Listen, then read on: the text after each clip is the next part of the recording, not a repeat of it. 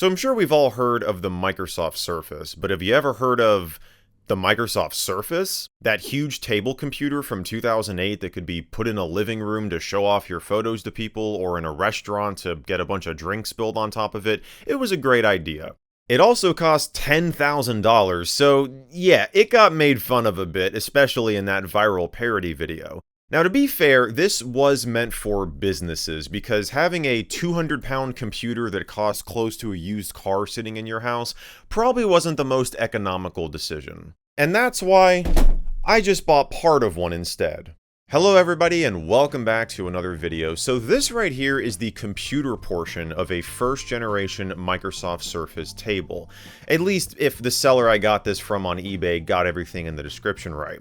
And what's cool is this was sold as a new old stock unit, so it was probably kept in a service center or something for when these table computers had to be repaired, because these things actually saw some use in the business world. AT&T was the first to adopt them for use in their retail stores, and it also saw use in some hotel lobbies at certain Sheraton locations. There was also a second generation model released, manufactured by Samsung, which ran Windows 7 instead of the original model's Vista-based system. And when the much more popular Surface tablets came out, Microsoft changed the name of these things to PixelSense pretty much immediately. So what we're going to do today is mess around with this thing for a bit. Like I said, this is the entire computer portion from one of these first-gen Surface tables, so if we hook it up to a monitor and power it on, perhaps we'll be able to see what using one of these things would have been like, if there's a factory install of Windows on the hard drive anyways. But first, let me crack this thing open and show you what we've got inside. So once all the screws are removed, the first thing that comes off is this top plastic piece, which is used to redirect the airflow coming out of the power supply. And then we can lift off this metal cover to access everything inside. So this whole system is based around an ASUS P5L D2-VM motherboard, which utilizes the LGA775 socket. The processor is right here. I've not taken the heatsink off, but according to the specs on Wikipedia, this should be an Intel Core 2 Duo E6400 running at 2.13 GHz. Now, what's interesting is the Wikipedia page also says that the hard drive capacity is 160 gigabytes. However, if you look at the hard drive we have in here, that's a 250 gig hard drive. Now, when I saw this, I thought maybe this is actually the second generation unit, but the second gen specs on Wikipedia say that it's got a 320 gig hard drive, so maybe this drive was changed out, which would mean the unit isn't actually new, or Wikipedia just has this information wrong. But we do have 2 gigabytes of RAM, 1 gig stick each, and then over here we have 2 expansion cards. So this first one here is the video card. I'm actually curious to see what this is. Okay, so it's a Sapphire Radeon X1650 Pro. The Wikipedia page says, yep, that is correct. So this should have 256 megabytes of RAM. Yep, that's exactly what it says on this back label under this really sticky piece of electrical tape. And this card here I thought was interesting because it's got some Ethernet jacks on the back, but this is a Microsoft card. It's actually a Milan DSP board, or a digital signal processing board for use with the Milan network protocol. And here's what the rest of the I/O looks like. So on the back of the motherboard, pretty standard stuff. We also have integrated graphics on here, which is just not being utilized with this video card plugged in. And then we've got all these holes up here for what looks like, I guess, might have been an add-on card or something. So we have what looks like might be USB ports, and then we have this circular hole over here. There's also this connector right here, which looks like a serial port just with only 2 of these pins on it. I found that this goes to the power switch connector on the motherboard. So you would probably plug an extension cable into here, and that would route to the power button somewhere on the exterior of the table. So what I've done to be able to power this thing on is I've wired up this power button from an old eMachines computer that I had lying around to that connector. So we can just press this when it's plugged in and it will turn on. These 2 lights are just, you know, all tangled with it, so I didn't bother undoing those. So yeah, they're just kind of here. Also, just kinda here are these 2 connectors coming off of the power supply that would have probably gone to somewhere else on the table. I'm thinking this larger connector, which does look exactly like the one you would plug into the motherboard, maybe went to the display. There is already a connector like this plugged into the motherboard right now, so yeah, we got nothing to do with these, so we're just gonna leave them unplugged. Now, full disclosure, I have already powered this thing on before just to confirm that my power button wiring was done correctly. So I've let the machine post and then I turned it off. So we're going to find out if there's anything on here. What I'm hoping is we've got that install of Windows Vista with all of the custom Surface table software. But we'll see. And if there's nothing on here, I guess we'll find something to put on it. Right after a quick word from today's video sponsor, Surfshark, who has been my personal VPN of choice for years now. I've got it installed on all of my devices, and it's really come in handy whenever I'm looking to hide my IP address from a shady website or access region-locked content.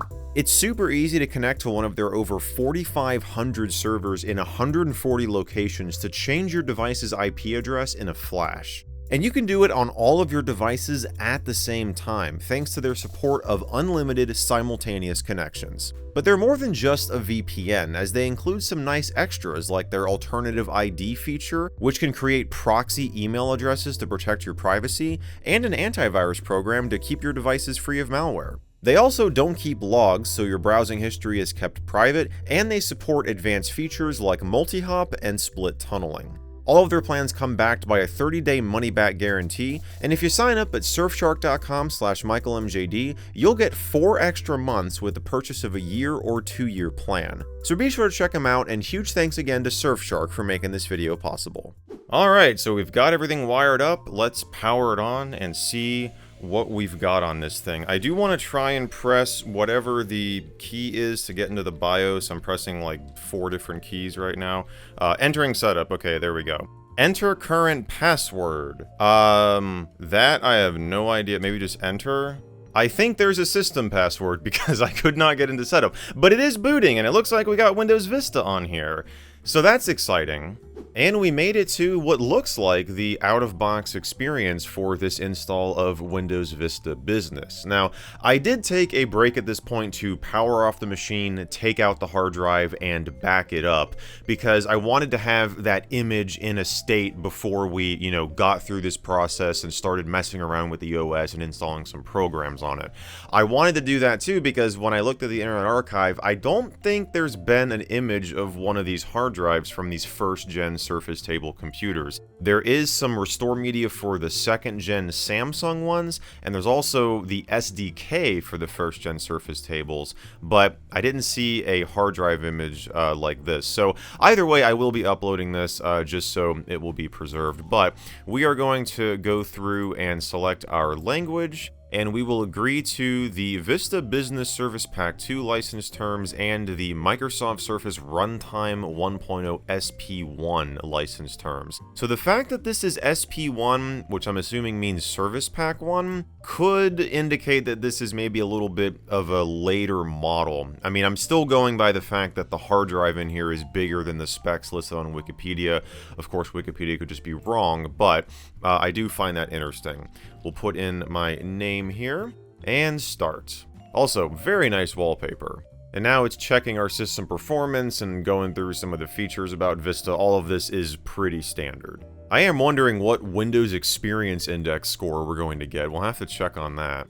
I'm just a table right now. Check back later. Okay, I don't think you're going to be anything else than a table. Alright, I mean, well, this whole setup isn't a table at all, but it is interesting. Okay, I think that was just like a screensaver or something, but you saw how the text was like, rotated around up here. Like that would have been because, the table would be flat and you could be on either side of it. We also have a table user account, which is interesting, but here's my account. So I guess we'll log into both of these. Maybe this one's going to open up like the Surface table software automatically, and your account is supposed to be more of like an admin profile maybe. And we've made it to the desktop. We've got a few icons over here on the left side that we'll have to go through. And it also looks like that Wikipedia was correct about the processor in this thing. This is that Core 2 Duo E6400 running at 2.13 gigahertz. Of course, 2 gigs of RAM, that Radeon X 1650 series graphics card, So we'll close out of the Welcome Center, and let's just, I guess, go through what we've got here on the desktop. So we have the Ambient Light Indicator tool, Calibrate Vision System, Enter User Mode, Surface Input, and Surface Shell. I have a feeling that like these ones here and maybe the Surface Input is probably not going to really work at all since we don't actually have the touch surface to plug into this thing.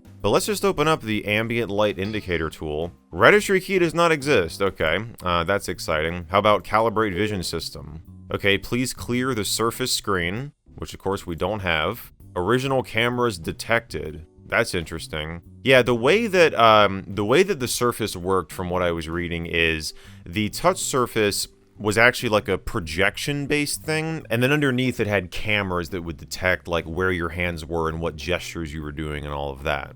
Okay, so now it wants us to obtain a white snapshot by covering the surface screen with the white side of the calibration board. So it sounds like you would be using a giant board that would go over the entire table, and there was two sides of it and you would flip over depending on what it asked for, and that would allow everything with the cameras to be calibrated properly. In our case, it just sits here for a while, and now it says that the auto calibration was complete, vision data saved. And, I mean, we have really nothing to show for it, but apparently, this is the raw camera view right now.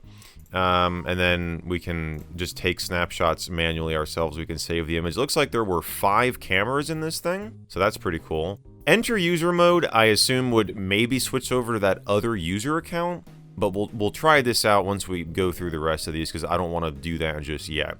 We have surface input. Start the vision system so you can run Microsoft Surface applications, and then Surface Shell is probably what would run in user mode, but you can run it in administrator mode here. So let's open up Surface Input. Okay, it was unable to load the filter graph specified. Make sure the filter graph name and location and the corresponding filter assemblies are correctly specified in the registry, and that all calibration data is valid. So that's the second time it's mentioned something about the registry. So I guess maybe when you had the Surface tabletop plugged into this thing, it would, you know, go through maybe like a device setup process and add some values to the registry. But let's see if we can open the Surface Shell in administrator mode. That looks like it's doing something. Okay, this I have seen before. This is like that pond application, and it looks like we can click on the screen to like interact with it and mimic, you know, tapping on it. And then we got these 4 corners here. Let's see what we've got. So, okay, that's opening up. Oh, I see, because we tap, yeah, because this would have been like you're standing up here, right? So it's going to orient everything like that. We'll just say, I'm done. Close everything. Is that going to just quit the whole application? No, it just goes back to here. So let's go down here this time. I guess, do all these buttons do the same thing? Because, like, what is this? I mean, we got like a nice animation playing, but nothing on the screen. Maybe we have to tap down here. That goes back to here. Okay. Maybe we don't have any software installed. I thought that that it came with more than just this like screensaver thing. Also, how do you get out of this? Because I don't see a quit button anywhere, and we already know these 4 corner buttons just do the same thing. So I guess we have to hit like Alt F4 maybe? Or let's just do a Control Alt Delete here. And yeah, we can end. Okay, there's water. So water is a separate application. So let's just end the entire Surface Shell, and that'll bring us back to the desktop. What else do we have in the start menu? Is there like a folder of applications? We've got Microsoft Surface Runtime. Enter user mode, you've got tools, water configuration, configure the water attract application. So that is probably the main, yeah, this thing here. You can change the background image here. I wonder if there's any more.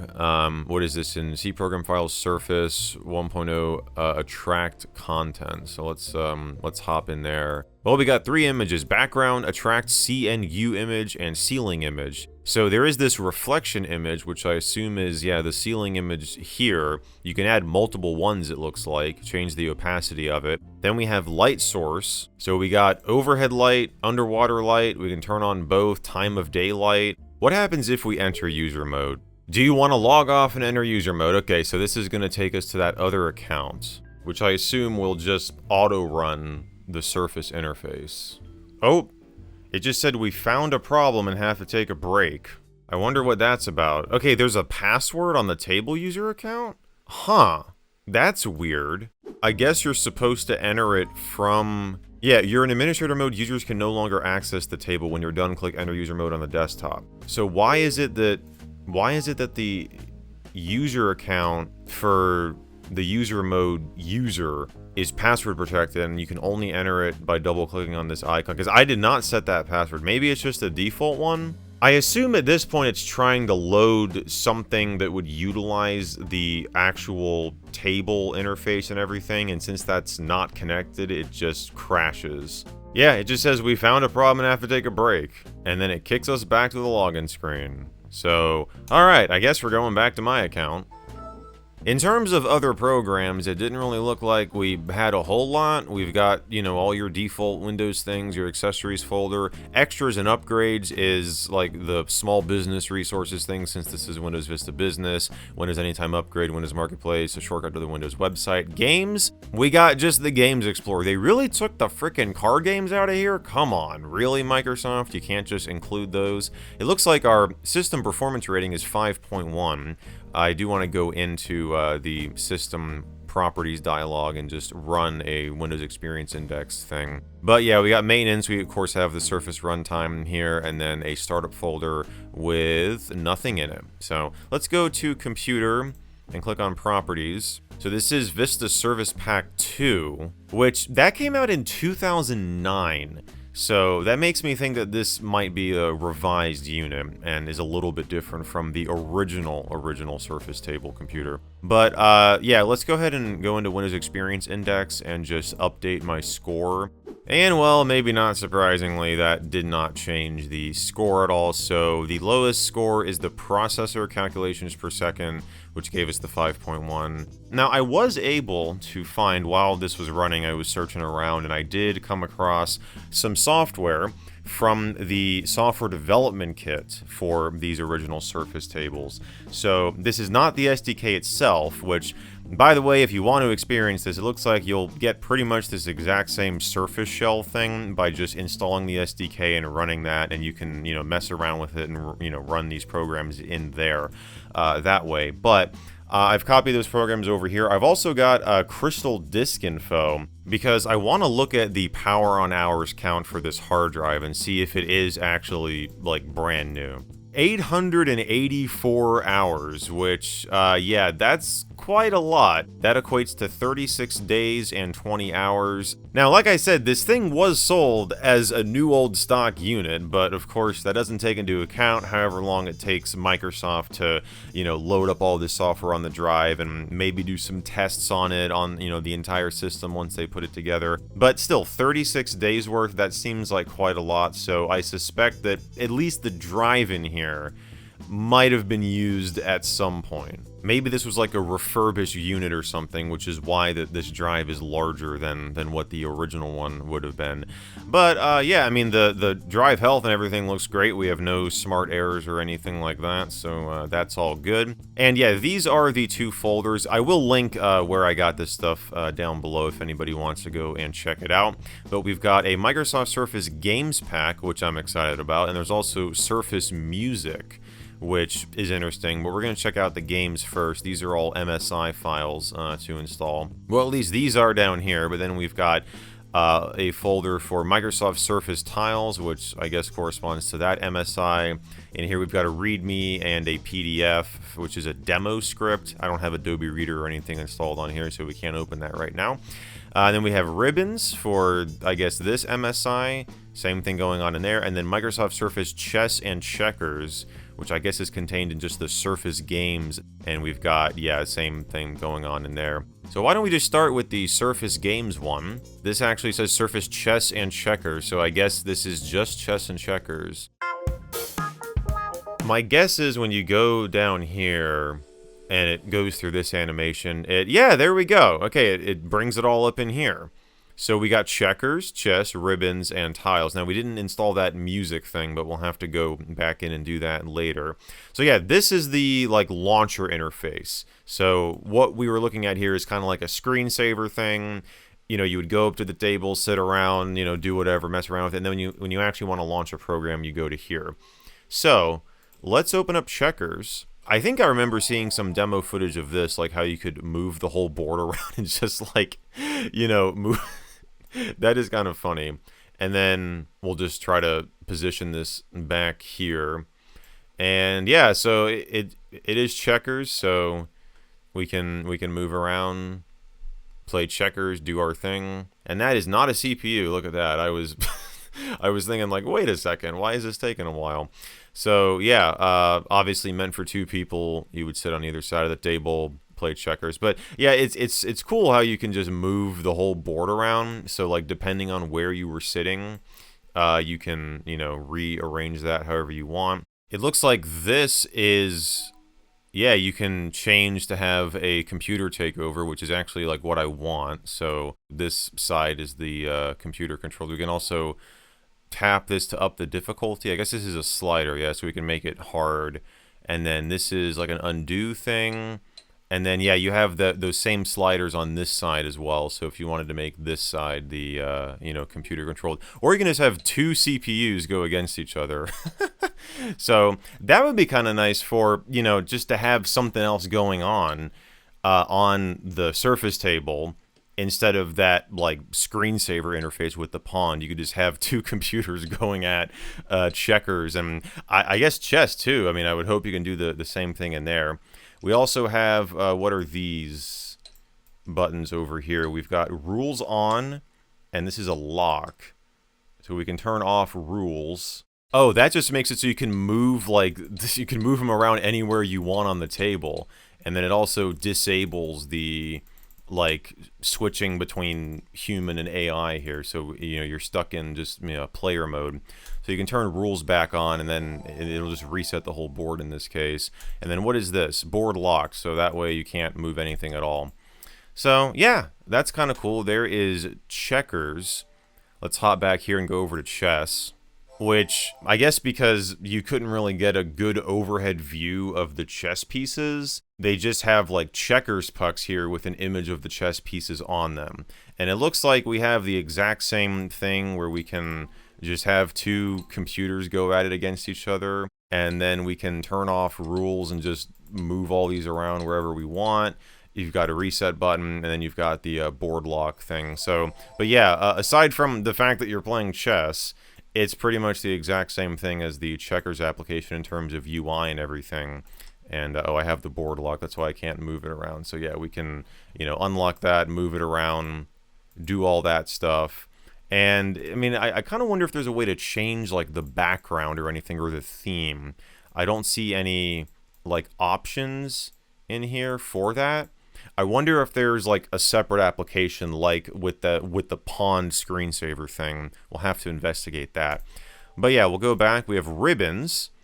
Make the surface come alive as you move your fingers to form ribbons and place objects on the screen to discover which items the ribbons swarm around. Okay. So, I guess we just start... Oh, my mouse cursor went away. Oh, wait, there it is. Okay, maybe this is something that we can't use the mouse to interact with. That's kind of disappointing. Because, yeah, it's just straight up like... I mean, well, there I was able to get out of it. But, yeah, we can't... Oh, well, hitting the G key on the keyboard does this. Oh, look at that. Okay. So I'm hitting what, G, I guess turns on a light or like makes it brighter, and then T and R cycle between these backgrounds. So I wonder if we have the same thing. We'll have to go back to the chess and checkers and see. And then Q gets out of it. But yeah, it doesn't look like we can actually do anything in here without the touchscreen connected. Let me go back to chess here and see if we've got that same thing going on. It doesn't look like it. I'm hitting those same keys. We're getting nothing for the background. And I'm just kind of mashing keys on the keyboard right now. And we got nothing going on. So that's kind of unfortunate. But Yeah, again, we'll have to go in and see. Yeah, even Q for going back doesn't, doesn't allow you to do that. So I guess that was only in the ribbons program. How about tiles? Is this something that we can interact with by using the mouse? It doesn't look like it. We've got the same thing. Okay, touch and hold the screen to start the game. What if we hold down the mouse button? Okay, well that made that go away, but I can't see the mouse cursor unless I, move it up to the corners.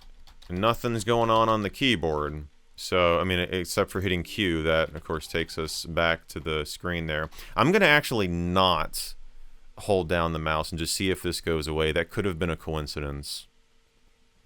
Yep, that was just a coincidence. That just goes away. So yeah, we can't interact with this one at all. Kind of unfortunate. Oh, I just I just changed the orientation there. So you can do that at any time. That's nice.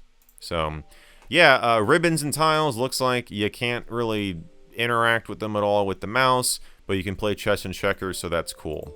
Let's go ahead and close out of it, and we'll get out of the surface shell here. So, is there a way to modify any of those applications that we just installed? So, let's go into Program Files, Microsoft Surface, Chess Checkers. We've got Checkers and Chess EXEs. Let me actually turn on Show Hidden Files and turn off Hiding File Extensions. And let's see, so resources, we've got images in here, yeah, media, this is probably going to be, yeah, the sounds and stuff. So nothing for modifying the background or anything like that. That's kind of unfortunate. Ribbons, we have a preview, which this is probably that little animation that played in the apps menu when we had it selected. Yep, that's exactly what it is. So we probably have one of those in the tiles folder as well. Yeah, there it is. And then you've got PNG, EXE, contents. Yeah, nothing in here. No settings program or anything. And then if we go back to ribbons under content, we've got, yeah, UI textures, effects. So, I mean, you could change out these images if you wanted to, and replace them with your own and change the stuff that way. But it does kind of suck that they don't have those applications more customizable. And then v1.0 is that folder that just came preloaded on the hard drive. So let me go back to the computer here into the removable drive. Let's check out this Surface Music thing. So this is a WinZip self-extractor. So we'll just unzip it to app data local temp. That's fine. And here's surfacemusic.msi. This looks like the same thing that, the same installer that we had for those other ones. So custom, yeah, just music. We've got sample music. Okay, that's neat. I'll have to copy over some MP3s that I can actually play on video. And there we go, music. Music at your fingertips. Explore, listen, enjoy. So this interface already, just from this preview, looks really cool. Wow, check this out. Oh my gosh, this is such a cool looking interface. So we've got a album selector down here, or like a category selector. You got, electronic, jazz, pop, folk, rock, classical, blues, and then I think these are all just icons for albums. So like if we, drag songs from the albums to the playlist. This is the playlist over here, I guess. So can we double click on this or right click? How do we, is this just like album artwork that's just laying around? I think so. Also, we can't really do gestures or anything like for pinching to expand and shrink the tiles and all that. I think this is actually the playlist here. We can, yeah, or no, that just dragged it behind there. And then we have this opened up. Okay, we can click on songs in here. But it says drag songs from the albums to the playlist. We can't really do that from here. Can we do it from down here? Like if I double click on this, I can't double click on that. We can drag out the album art, but double clicking on this, we can't get into it. Right clicking, I mean, yeah, how do you view this interface for all these other albums? Okay, you have to hover over it and use the mouse wheel to flip it around. Okay, Now, here's the question. Where does it pull all of these music files from? Is it just in the My Music folder? No? I think this is all... Yeah, this is all different. So, where is it getting all of this from? There must be a folder inside of, like, the Surface program files or something, but let's just quit out of this. Musicconfig.exe. Okay, we actually have a configuration program. You can change what albums you want to scatter on the screen, which is kind of nice. So we could like specify specific ones to, you know, come out automatically. And then under albums and collections, update data. Sync to Windows Media Player. Update music with songs, albums, and custom collections you have set up in the Windows Media Player library. Okay, so you have to have it in your Windows Media Player library. Okay, so we've got all these added in my library. And let's, oh yeah, we'll just say no to that. Sync to Windows Media Player. It might take a while to sync, okay. That's fine. Music configuration finished syncing, good. So I guess now, when we launch music, it'll come up and show nothing? Oh boy, look at this. There's a whole adding content thing in the help documentation. And yeah, you have to... First thing you have to do is uncheck hide protected operating system files. That's awesome. And then you open Windows Explorer and browse to program data, Microsoft Surface music content albums, and create a subfolder for every album you want to add. Move all the audio files into their associated album folders. So then does it not sync from Media Player? I guess you have to do that, and then you run Media Player as an administrator, and then in Media Player, click Library and Add to Library, Advanced Options if necessary, click Add, and then select this folder. Okay, so this is way more complicated than just adding stuff into Media Player and then clicking the Sync button. And then it says here you must remove the sample media before you use music for anything other than demonstration purposes. Yeah, okay. So I guess we're going to begin by turning off hide protected operating system files. Then we have to go to program data. We'll just copy this whole folder here and then paste that in there. Okay, so these are all of the sample albums that are actually in the media player. I mean, well, I guess they're not now because nothing shows up. So we'll just delete all of these. And then we have to make a folder for each album and drag the audio files into there with the album art, which I don't have separate album art. They're just associated with the files, you know, just with the metadata. So I guess the album art's not going to show up in the Surface Music application. That's kind of annoying. I'm just going to copy over the YouTube audio library stuff. So we'll just make a folder called YouTube Audio Library, since this is the only stuff I can play on here anyways. And then I'll go to music here, and we'll copy over rest and bet on it to this folder. And then we have to run Media Player as an administrator, so we'll close out of it and make sure it's not running in the system tray.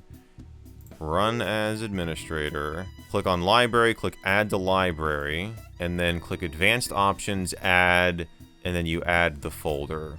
Alright, it still doesn't show anything here, but let's try to sync to Media Player. Okay, that looks like it brought some stuff over. That took a little bit longer. Yeah, there we go. Okay, and we have the album art too, look at that. So we will check scatter on the screen. So all of your albums would show up here when you click on selected. Or at least it would allow you to click that checkbox over there. So we're just going to say that scatter on screen. And now we'll overwrite settings, click continue, and we can, I guess, can we just launch it from here? Yeah, we can. Look at that. So there we go. So it's dragged the only album in here onto the screen, which it just did that auto flip thing. But we can just flip it over like that if we want to get just to the album art itself. Now, can we drag stuff, like if we, yeah, we still can't like press the left click button and hold on it and drag it. You can't do that. I can't press the mouse wheel onto it. I can right click to select it. Can we use the mouse wheel or anything to move it? No. So I don't know if we can recreate whatever gesture it wants you to do. I mean, in the videos I've seen, from like demo footage and stuff, you just literally drag this. Like you press and hold on it with your finger and drag it over to the player, but I can't seem to do that here. But we can just double click on it to have it play. And I mean, there we go. So it's playing, you can move the player around, you can move it on top of stuff, have it oriented whatever way you want, and then we can play our lovely outro music here. So yeah, I mean, pretty cool application. I do love the interface. I think this would be pretty cool for, you know, setting up in... Like, I'm trying to think of a specific setting where this would make sense. Maybe even in, like, a restaurant or something. I mean, that was one of the environments that was showcased in that promotional video, but restaurants can be pretty loud, so maybe that wouldn't really be the greatest spot to have, like, a music thing set up. But, you know, if you were in, like, I don't know, like a waiting room or something, and you had a bunch of people sitting around and you wanted just to queue up some songs and play stuff, maybe in like a hotel lobby or something like that. I mean, this is pretty cool. And I know I've said it a few times, but I do really love the interface. Though it would certainly be much more fun to navigate around than it just using the touchscreen. But yeah, that is the Surface Music application, and I think that is pretty much everything on here that I wanted to take a look at. So that is the computer portion of a Microsoft Surface table. Really cool machine for sure. I would love to get my hands on an entire one of these units. I mean, just to be able to do a video on it and mess around with it like it was supposed to be used and, you know, take it apart a little bit and see how it's all put together. But of course, when those things do go up for sale, which is not very often, they're pretty expensive. And the ones that I've seen go up for sale are located quite a ways away from me, where it would be kind of a bit of a process getting it back to the studio here. With it being 200 pounds and super large, it's probably something I would have to get shipped through freight or just go and pick it up myself. But it's definitely something that I would like to do eventually if the opportunity presents itself. But as for right now, I mean, this little computer portion will do, and it was fun to mess around with this and, you know, see how that this software works and what it could do. So I hope you guys enjoyed this video. If you did, definitely be sure to give it a thumbs up, get subscribed, maybe consider becoming a patron or a channel member to get early and sponsor-free access to these videos before anybody else. But either way, I just want to thank you all so much for watching, and I will see you in the next video.